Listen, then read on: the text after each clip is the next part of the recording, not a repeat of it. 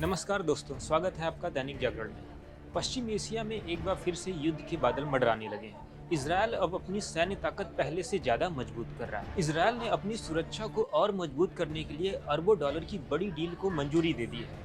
इसमें अमेरिका के कई शक्तिशाली विमान और फाइटर जेट शामिल। आपको बता दें, इस पूरे प्लान का नाम है शील्ड ऑफ इसराइल। इस डील के बाद अब दुनिया में फिर से हलचल मचने लगी है कि आखिर युद्ध इस बार कहीं और बड़ा भयंकर रूप न ले ले, क्योंकि होर्मुज बंद होने से पूरी दुनिया चिंतित है और अब इसराइल की इन हथियारों की खरीद से फिर से युद्ध का डर फैलने लगा है।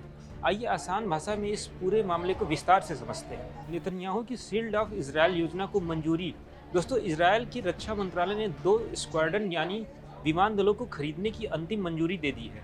ये विमान अमेरिका के लॉकहीड मार्टिन कंपनी के F-35 और बोइंग कंपनी के F-15IA हैं। ये डील अरबों डॉलर की है।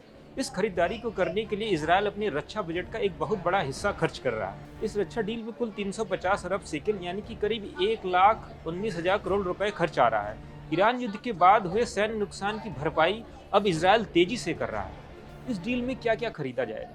इस सौदे के तहत इसराइल F-35 का चौथा स्क्वाड्रन खरीद रहा है, वहीं F-15IA का दूसरा स्क्वाड्रन खरीद रहा है। सरकार की योजना है कि आने वाले समय में F-35 की कुल संख्या 50 से बढ़ाकर 100 कर दी जाए और F-15IA विमान की संख्या 25 से बढ़ाकर 50 कर दी जाए। शील्ड ऑफ इसराइल योजना से वायुसेना में बड़ा बदलाव। दोस्तों, शील्ड ऑफ इसराइल एक बहुत ही बड़ी और महत्वाकांक्षी योजना है।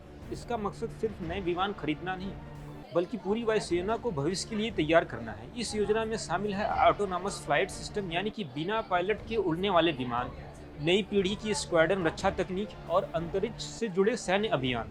रक्षा मंत्रालय के महानिदेशक मेजर जनरल आमिर बाराम ने कहा है कि यह कदम अगले 10 साल के लिए इसराइल की सेना को बहुत मजबूत बनाएगा और आने वाले समय में पश्चिम एशिया में इसराइल का दबदबा और बढ़ेगा। ईरान के युद्ध के बाद बढ़ा रक्षा खर्च। अब सवाल ये है कि अचानक इतना बड़ा खर्च क्यों?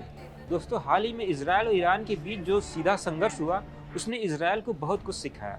उस युद्ध के बाद से इसराइल ने फैसला किया कि वह अपनी सुरक्षा पे और ज्यादा खर्च करेगा। इसलिए अगले 10 साल में 350 अरब शेकेल अतिरिक्त खर्च करने का प्लान बनाया गया है। पहले ये बहस चल रही थी कि F-35 खरीदे या नहीं, या F-15IA खरीदे, लेकिन ईरान के बाद होने वाले संघर्ष के देखने के बाद ये समस्या साफ हो गई। F-35 एक एडवांस स्टील्थ फाइटर है जो दुश्मन के रडार पर आसानी से नहीं पकड़ा जा सकता, जबकि F-15IA भारी हथियार ले जाने और लंबी दूरी तक हमला करने में माहिर है। नेतन्याहू और रक्षा मंत्री का बयान।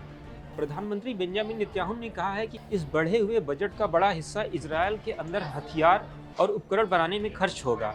इससे विदेशी कंपनियों पर निर्भरता कम होगी और देश की अर्थव्यवस्था को भी फायदा मिलेगा। वहीं रक्षा मंत्री इसराइल कार्ड्स ने कहा है कि हालिया युद्ध ने एक बात साफ कर दी है कि वायुसेना राष्ट्रीय सुरक्षा की रीढ़ है। अगर हवाई सेना मजबूत हो तो दुश्मन सोच समझकर हमला करता है। लंबी अवधि की रणनीति क्या है?